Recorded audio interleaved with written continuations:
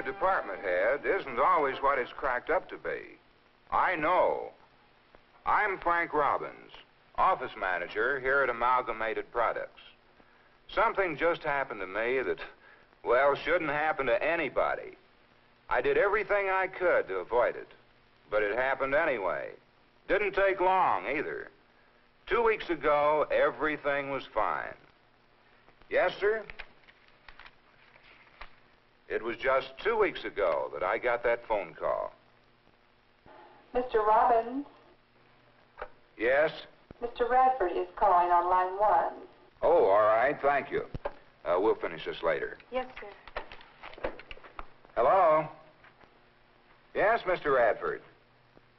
Oh, fine, thanks. Robbins, we have an opening for an office manager in our Lake City plant.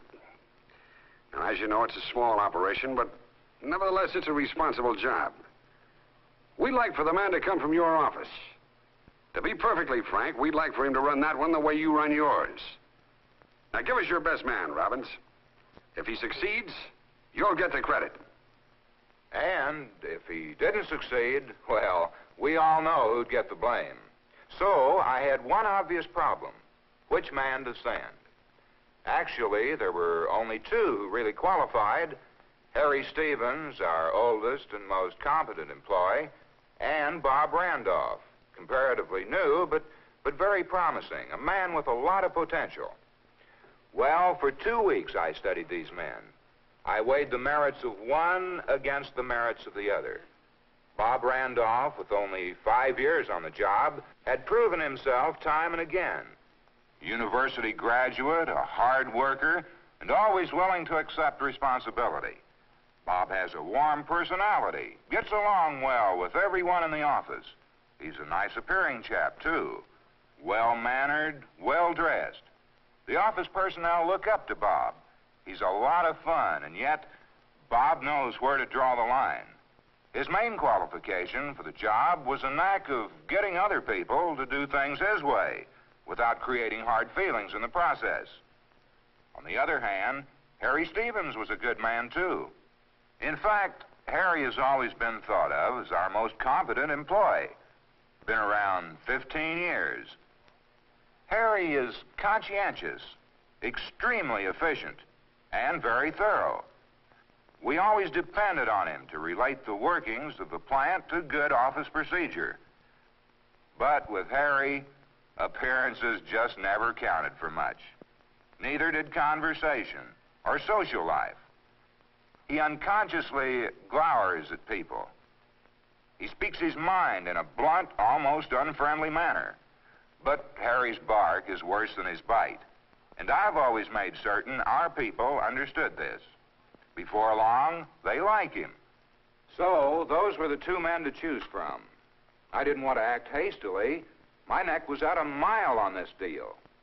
Harry deserved the promotion, but I had to consider the new surroundings that he'd meet in another office. And to make a long story short, I gave the job to Bob Randolph. I was sure that he could handle it, and I wasn't sure how others would react to Harry's personality, nor for that matter, how he would react to them. I was certain that I'd made the right decision. Felt pretty good about it, too. And to make sure that Harry didn't get any wrong ideas from hearing the news second or third hand, I called him in to explain my decision. Harry, something's come up I want to talk to you about. But before I do, I just wanted to tell you I appreciate the good job you've been doing.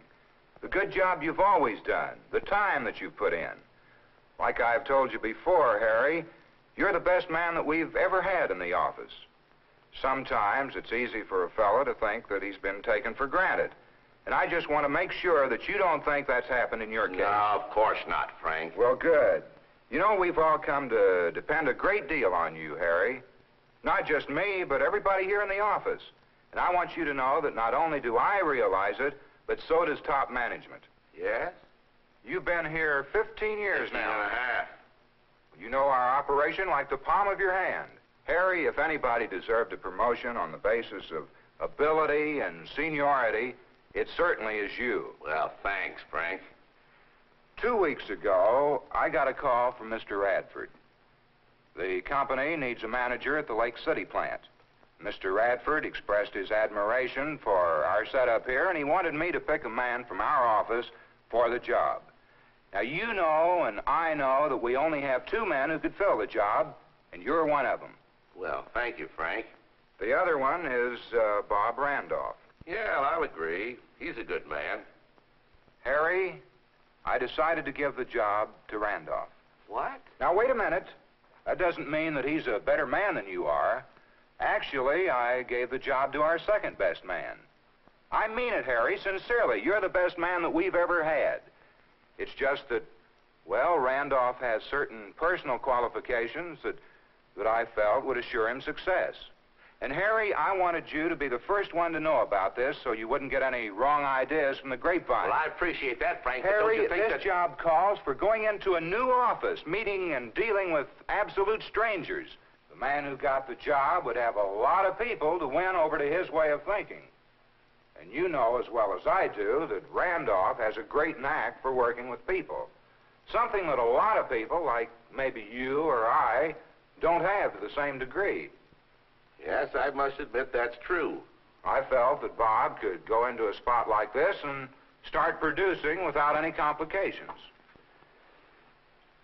You know, Harry, that we all think the world of you around here. We know you. We know the type of work you can put out. I was just afraid that in a new office you might find some trouble getting started. Now, that wouldn't be fair to you, Harry. No, I guess not. Now, Harry, this doesn't mean that you've hit the ceiling. There'll be other openings and other promotions before you know it. Well, I guess that just about covers it. I appreciate you taking the time to tell me all this, Frank. If you have any questions or comments, let's hear them, Harry. I sure don't want any misunderstanding. Well, I guess I have one thing to say about it. Well, good. Out with it.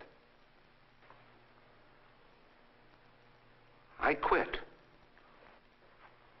Quit? But, Harry, you're my best man. Well, I'll be...